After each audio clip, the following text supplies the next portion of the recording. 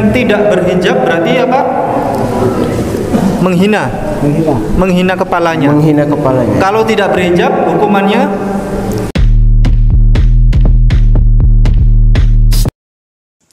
Shalom saudaraku, salam damai sejahtera dalam kasih Kristus. Berjumpa lagi dengan saya. Di Tuli kita akan belajar berapologetika bersama-sama di channel ini. Anak-anak santri disuruh membaca Alkitab.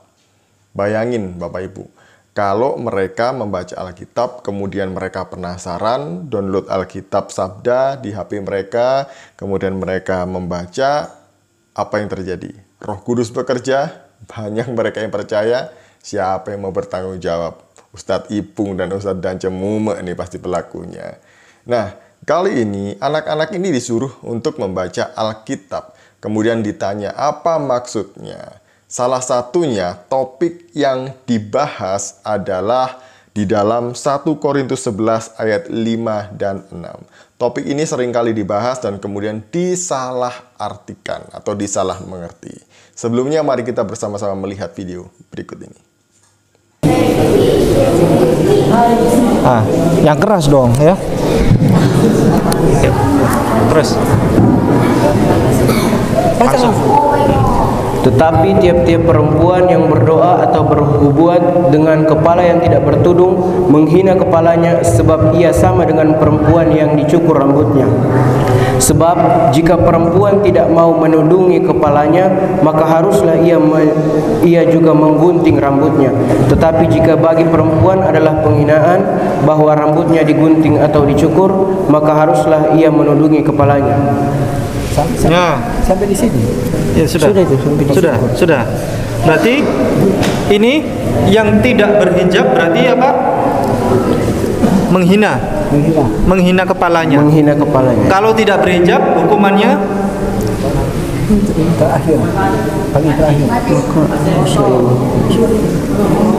Paling terakhir Harus digunting rambut, cukur habis, dibotakin kepalanya. Oke, terima kasih. Silakan kembali ke belakang. Ya, bagi yang tidak mau berhijab maka wajib untuk dicukur habis rambutnya sampai botak. Itu hukuman untuk orang yang tidak berhijab. Pertanyaannya sekarang, yang berhijab itu orang Islam atau Kristen? Islam. Orang Kristen berhijab tidak? Ada yang berhijab, cuman biarawati. Nah, suster biarawati berhijab. Nah, ini berarti yang taat ini, Bible ini orang apa? Orang Islam. Yang masuk surga siapa? Islam. Saya ini sering bertanya-tanya ya, apa hubungannya 1 Korintus 11 ayat 5-6 ini dengan jilbab? Karena konteksnya tidak berbicara tentang jilbab. Kemudian dari apa yang dibicarakan oleh Ustadz Ipung tadi itu, saya juga makin bertanya-tanya, apa hubungannya jilbab dengan keselamatan menurut 1 Korintus 11 ayat 5 dan 6. Nggak ada hubungannya semuanya dan nggak nyambung apa yang dikatakan oleh mereka. Karena mereka ini tidak mengerti teks dan konteks di dalam 1 Korintus 11 ayat 5 dan 6. Mereka tidak memahami kenapa Paulus mengatakan hal demikian kepada jemaat di Korintus. Jadi sebenarnya ini tidak berbicara mengenai jilbab. Mari kita bersama-sama membuka di dalam 1 Korintus 11 ayat 5 dan 6. Tetapi tiap-tiap perempuan yang berdoa atau bernubuat dengan kepala yang tidak bertudung menghina kepalanya, sebab ia sama dengan perempuan yang dicukur rambutnya. Sebab jika perempuan tidak mau menudungi kepalanya, maka haruslah ia juga menggunting rambutnya. Tetapi jika bagi perempuan adalah penghinaan bahwa rambutnya digunting atau dicukur, maka haruslah ia menudungi kepalanya. Kata tudung di sini memakai bahasa Yunani, itu kata kalupto, yang artinya adalah tudung kepala. Tidak berarti jilbab yang dimengerti oleh Ustadz Ipung dan kebanyakan polemikus muslim lainnya. Jadi tudung kepala yang dipakai waktu itu hanya satu kain yang kemudian hanya hanya ditaruh begini kemudian diselempangkan gini aja, bukan yang diikat-ikat seperti jilbab yang dikenal sekarang ini yang dipakai oleh Islam. Jadi itu yang dimaksud dengan kata kalupto. Nah, konteks kenapa Paulus mengatakan ini kepada jemaat di Korintus, dan ini satu-satunya yang ada di surat-surat Paulus. Jadi tidak dikatakan, tidak diperintahkan kepada jemaat-jemaat yang lain kecuali di Korintus. Nah, konteksnya adalah waktu itu di Korintus ada kuil pelacuran yang besar, yaitu kuil Dewi Aprodit atau Dewi Kesuburan. Di dalam kuil itu ada pelacur-pelacur bakti yang jumlahnya itu tidak main-main. Paling sedikit itu 1.000 orang.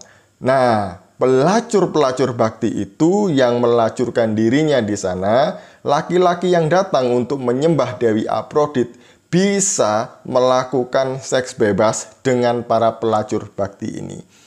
Ciri-cirinya, para pelacur bakti ini adalah mereka rambutnya panjang dan terurai.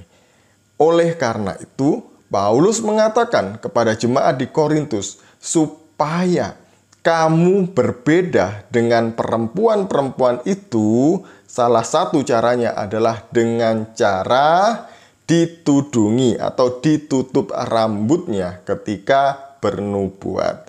Dan kemudian kalau tidak mau ditudung kepalanya, lebih baik dipotong rambutnya. Itu tidak digundul ya, tapi dicukur pendek, dipotong pendek. Jadi ada 3 jenis perempuan waktu itu yang ada di kota Korintus. Siapakah mereka? Yang pertama adalah pelacur bakti di kuil Dewi Aprodit. Yang kedua adalah orang Kristen yang menudungi kepalanya. Yang ketiga adalah para penyuka sesama jenis. Ciri-cirinya adalah rambutnya dipotong pendek. Dan kemudian para pelacur bakti tadi itu rambutnya panjang terurai.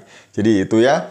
Nah, tudung kepala adalah sebagai pembeda bagi orang-orang Kristen di Korintus supaya tidak serupa dengan 2 jenis perempuan ini tadi ya. Jadi itu kenapa alasan Paulus menyuruh perempuan di Korintus untuk menudungi kepalanya. Jadi ini bukan jilbab ya.